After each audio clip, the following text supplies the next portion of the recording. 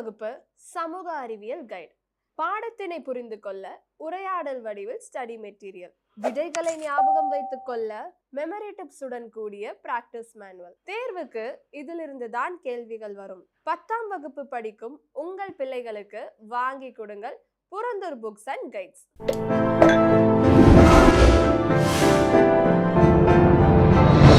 Chai with Chitra.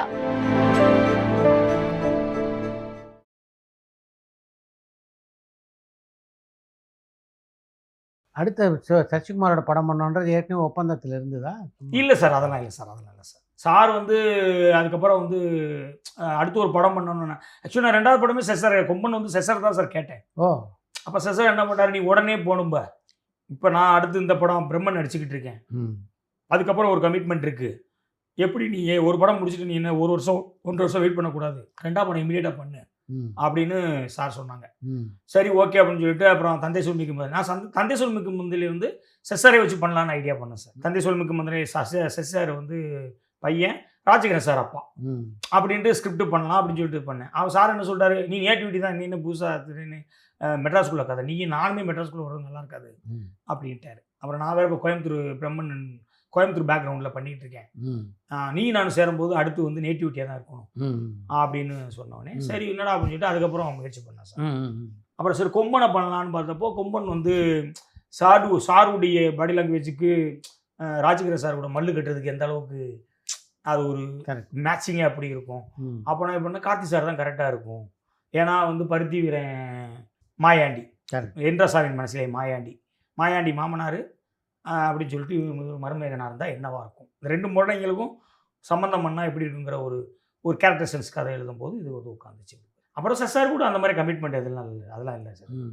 ஏன்னா அதெல்லாம் இல்லை. அவர் சார் அதுக்கப்புறம் கொடிவீரன் நம்ம பண்ணணுங்கிறப்ப கொடிவீரன் ஜாயின் பண்ணோம் சார். கொடிவீரன் பண்ணோம். அதுக்கப்புறம் அது 3வது படமாக வந்து மருது விசால் சார் விசால் சார் கேட்டார். விசால் சார் கூப்பிட்டோடனே அது அன்பண்ணனுக்கு வந்து ஒரு டேட் இருக்குது, நீங்கள் அங்கே பண்ணுங்க அப்படின்னாரு.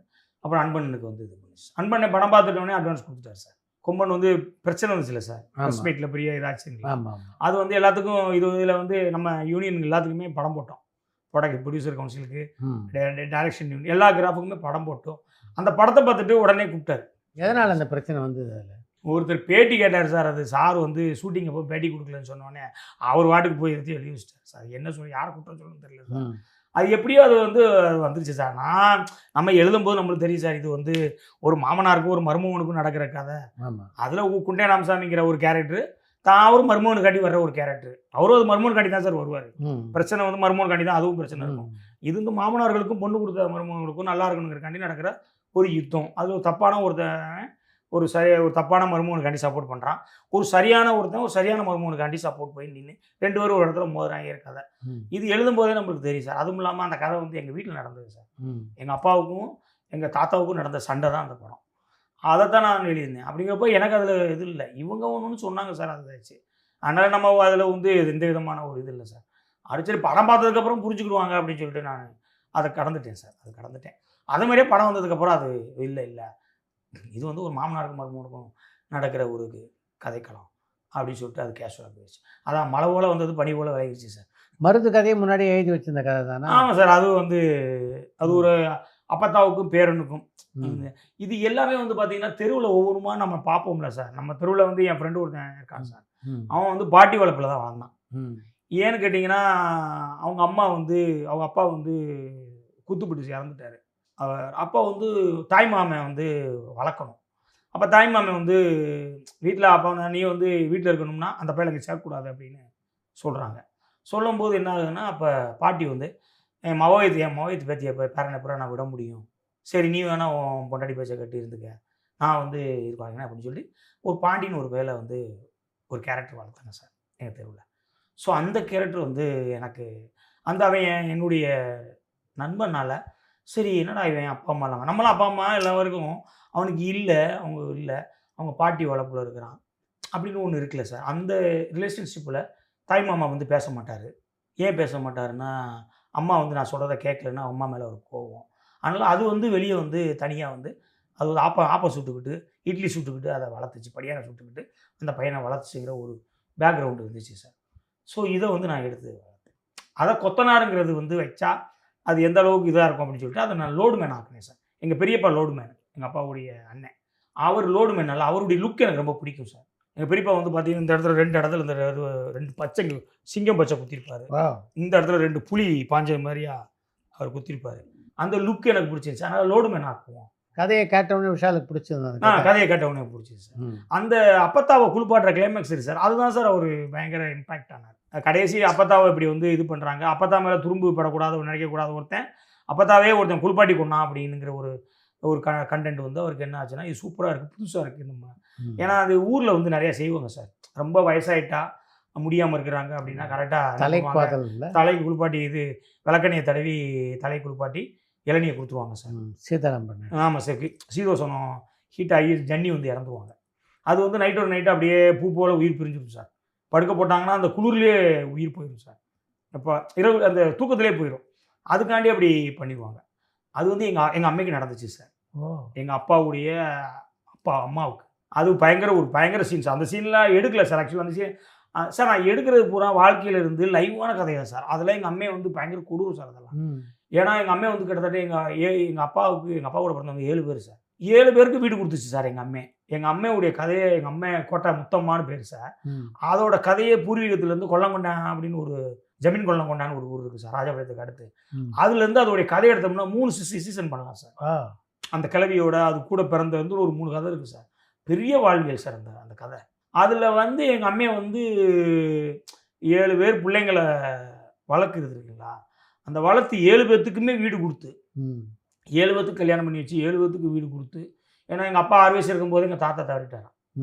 அப்போ அந்த ஒரு புருஷன் இல்லாத பிள்ளைங்களை ஒரு பொம்பளை வந்து அது அந்த ஊர் பக்கம் நம்ம நிறைய பார்ப்போம் சார். அது அவங்க வந்து இத்தனைக்கும் வந்து அந்த ஒரு மானத்தோடு அதை செய்வாங்க சார். அந்த விஷயங்கள் வந்து தான் சார் நம்மளை பயங்கர இம்பேக்ட் பண்ணுச்சு. அதில் வந்து எங்கள் அம்மையை வந்து என்னன்னா, எங்கள் அப்பா வந்து எங்கள் அம்மையை வந்து தெய்வம் போல வச்சுருந்தார் சார். எங்கள் அம்மைக்கு வந்து மொத்தம் 5 வேலையாள் சார். நான் வந்து கரெக்டான நேரத்தில் காப்பி வாங்கிட்டு வந்து கடுங்காப்பி வாங்கிட்டு வந்து கொடுத்துட்டு வெத்தலை அடித்து கொடுக்கணும் சார். இப்படி ஒவ்வொருத்தரும் ஒரு வேலை பார்க்கணும். இது மாறிக்கிட்டே இருக்கும். எங்கள் அம்மையை வந்து எச்சி துப்போம். அதுக்கு ஆஸ்மா மாதிரி அந்த சளி உண்டு. அதுக்கு வந்து என்னென்னா டப்பாவில் போய் மண்ணள்ளி போட்டுட்டு டப்பா கொண்டு வந்து வச்சிடணும் கப்பை. அது வந்து துப்பிக்கிட்டே இருக்கும். நம்ம அந்த துப்புறது ஒரு மாதிரியா இருக்குங்களா, அப்போ வந்து என்னை போய் கூட்டிகிட்டு வர சொல்லுவோம். நான் திட்டுவேன். குடும்பத்தில் உனக்கு ஒரு சாவ முறை நீ வேறு உட்காந்துக்கிட்டு இருக்க போட்டுக்கிட்டு அதை இதை செய்ய நம்ம விளாட போகும்போது கூப்பிடும். அது சின்ன ஒரு 5 நிமிஷம் அந்த டைம் தான். ஆனால் நம்மளுக்கு அந்த சின்ன வயசில் தெரியாது, ஏதாவது திட்டி போடுவோம். என் மகன் வரட்டும் முருவேன், உன் நரங்கள் எடுக்க சொல்கிறேன் அப்படின்னே சொல்லும்.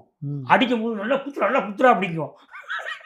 பயங்கரமான கேள்வி சார். அது கொம்பனில் வந்து அந்த தட்டு தாளம் போடுக்கிற சீனில் எங்கள் அம்மையை சொன்ன டைலாக் சார். எங்கள் அம்மா என்ன பண்ணால் வேலை பார்த்துக்கிட்டு இருக்கும்ல, டக்குன்னு வந்து சாப்பாடு இப்படி தப்புன்னு வச்சுருவோம். வேகமாக வச்சுட்டு போவாங்களே, அப்போலே சவுண்டு கட்டும்ல, உட்காந்துக்கிட்டே இருக்கும். சாப்பிடாது, அப்படியே உட்காந்துருப்பா. எங்கள் அப்பா வருவார் டீ கடைக்கு போயிட்டு அவர் காலைல போயிட்டு கரெக்டாக அந்த 11 மணிக்கு வருவார். என்னத்தே சாப்பிட்டியா அப்படிம்பாரு. அப்புறம் அப்படி எங்கள் அம்மா இப்படியே உட்காந்துருக்கோம். அப்புறம் எல்லாம் சட்டையெல்லாம் ஊற்றி போட்டு 2,000 இடம் வந்து உட்காரு. என்னத்தே என்னாச்சு, சாப்பிட்டியா இல்லையா, ஏன் இப்படி உட்காந்துருக்க அப்படின்னு பக்கத்தில் உட்காந்துக்குவார் சார். உட்காந்தவொடனே நான் இருக்கிறது உன் பொண்டாட்டிக்கு பிடிக்கல போடுது, தட்டு தாளம் போடுது. உள்ளே பார்த்தா எங்கள் அம்மாவை கூட்டு வெளுத்து எடுத்துருவார் சார். அடி என்னடானா இப்படி எங்கள் அம்மா திட்டுவேன், இப்படி பண்ணுவோம் அவனுடைய வீட்டுக்கு உட்காந்துக்கிட்டு இப்படி பண்ணுறீங்க அப்படி பிடிக்கும் சார். அப்படி வச்சுருந்தார் சார் தாயை. அப்படியாப்பட்ட ஆத்தாவை ஒரு தீபாவளி வருது. அந்த தீபாவளிக்கு வந்து எங்கள் அம்மையே சொல்கிறார், எத்தே போகாத, சொன்னால் கேளு, தீபாவளி முடிச்சதுக்கப்புறம் போ அப்படின்னு சொல்கிறாரு சார். கேட்கவே இந்த கிழவி, நீ வாட்டில் நான் போகிறேன் அப்படின்னு.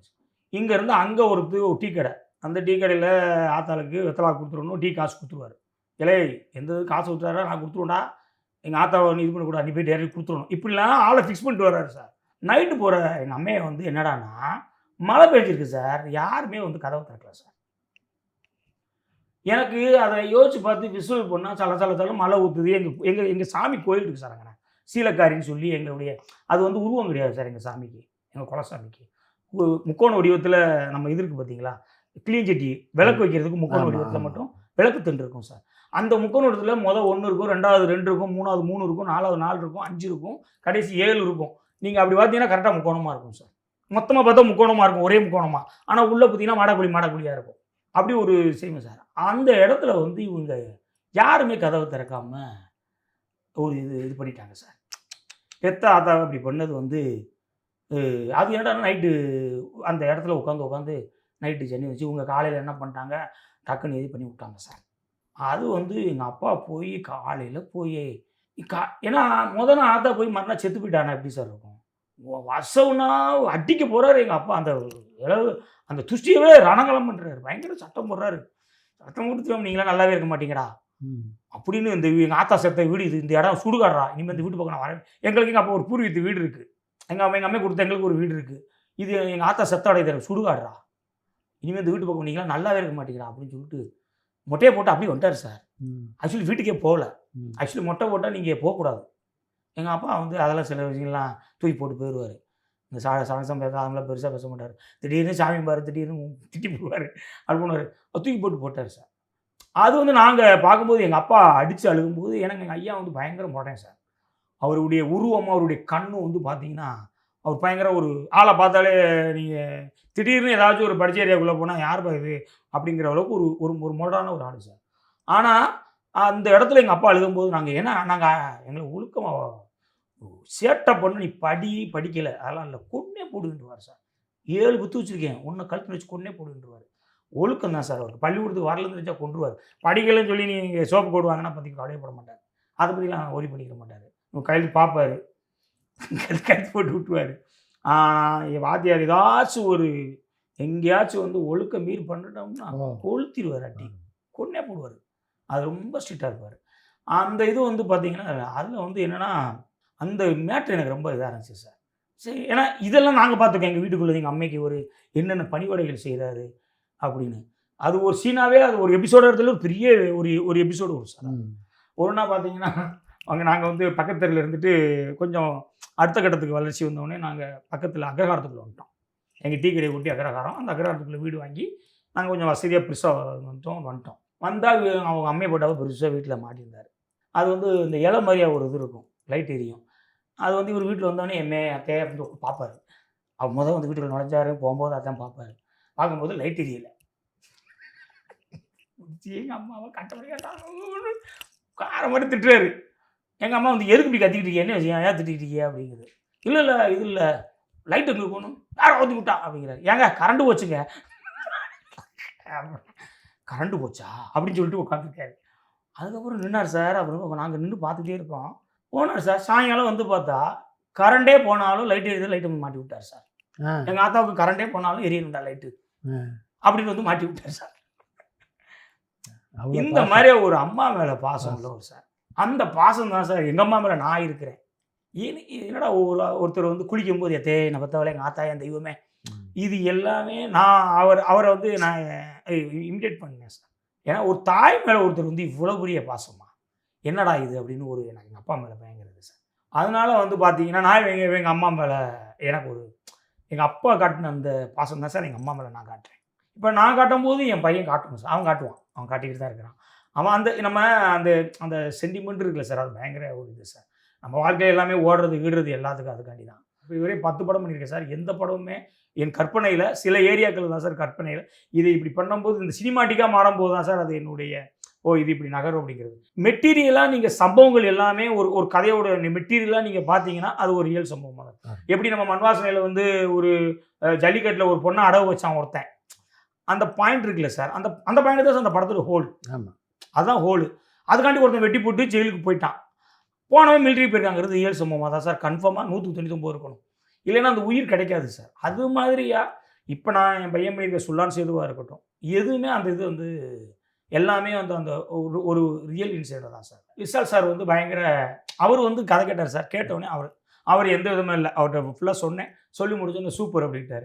அவருக்கு என்னென்னா ஃபஸ்ட்டு நேட்டிவிட்டி வராரு. அவருக்கு தெரியாது, அவர் மெட்ராஸ் பையன், மெட்ராஸில் வளர்ந்தவர். இப்போ கார்த்தி சார் கூட பருத்திவரம் பண்ணியிருக்காரு, அவருக்கு அந்த மதுரையில் ஊறி இருக்காரு. இவர் டோட்டலாக தெரியாது. அங்கே போனால் நான் போனவனே முடிய விட்ட சொல்கிறேன், லோடு மேன மாதிரி பச்சை குத்த சொல்கிறேன், பார்த்து லுக்கு பார்த்தா டோட்டலாக அந்த சூறாவளி சாங்கை தான் போடுறேன். நான் எப்போயுமே அந்த ஃபஸ்ட்டு போடுறேன் சாங் போடுவேன் சார்.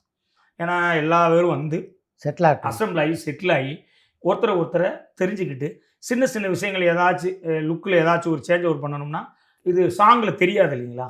அதனால் அதை இது பண்ணி சரி பண்ணிக்கலாம் அப்படிங்கிறக்காண்டி நிறைய விஷயங்களுக்கு மிங்கிள் ஆகிக்கலாம் அப்படிங்கிறக்காண்டி போடுறேன் சார். போட்டு அப்படி பார்க்கும்போது அப்படி போனோடனே அந்த லுக்கை பார்க்கும்போது அந்த லுக்கை பார்த்தோன்னே சாருக்கு ரொம்ப பிடிச்சிருச்சு. அவருக்கும் ஃபஸ்ட்டு நான் எப்போயுமே ஹீரோவுக்கு ஃபஸ்ட்டு ஒரு டைட்டில் சார், ஃபஸ்ட்டு ஹீரோவுக்கு பேர் பிடிக்கும் சார், அதையே டைட்டில் ஆக்குறேன் சார்.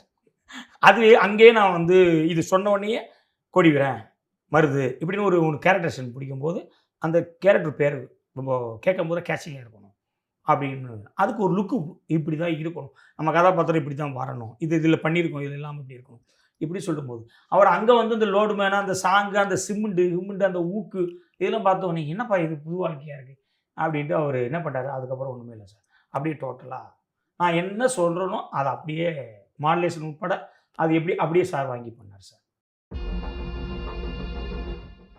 தேவராட்டத்தில் கௌதம் கார்த்திக் உங்கள் சாய்ஸா தயாரிப்பாளர் சாய்ஸா? தந்தை சொல்மிக்க மந்திரம் இல்லைன்னு சொன்னீங்க சார். அது வந்து கௌதம் கார்த்திக் வச்சு தான் சார் பண்ணலான் இருந்தேன். கௌதம் கார்த்திக் பையன், நவரச நாயகன், கார்த்தி சார் அப்பா, குஷ்பு மேம் அம்மா. லைனை கேட்ட ஒரு சூப்பராக இருக்கே, ஐடியா நல்லா இருக்கே அப்படின்ட்டு உடனே ஃபோன் அடித்து சொன்னால் அங்கேருந்து விருமனில் அதித்தி சங்கரை கதாநாயகி ஆக்கணும்னு எப்படி தோணுச்சு? ஒரு 2-3 புதுசெல்லாம் பார்த்தோம். அது எல்லாமே சாருக்கு வந்து ஏஜ்னா சின்ன பொண்ணாகவே இருந்துச்சு. அப்படி திண்டுக்கல்ல லொகேஷன் பார்த்துட்டு இருக்கும்போது தான் பிரகாஷ்ராஜ் சார் அவர் வந்து என்னன்னா இந்த அப்பா முனியாண்டி அவர் வந்து எங்கள் வீட்டுக்கு எதுக்கு இருந்த கேரக்டர் சார். அந்த கதை வந்து சார் இளவரசன்னே தனுஷ் சார் அப்படி தான் சார் கதை அந்த ஃபார்ம். ஏன்னா பரபரப்பான சினிமா செய்திகள், நட்சத்திரங்களின் பேட்டிகள், சினிமா வரலாறு ஆகியவற்றை பார்க்கவும் படிக்கவும் உங்களுக்கான இணையதளம் touringtalkies.co.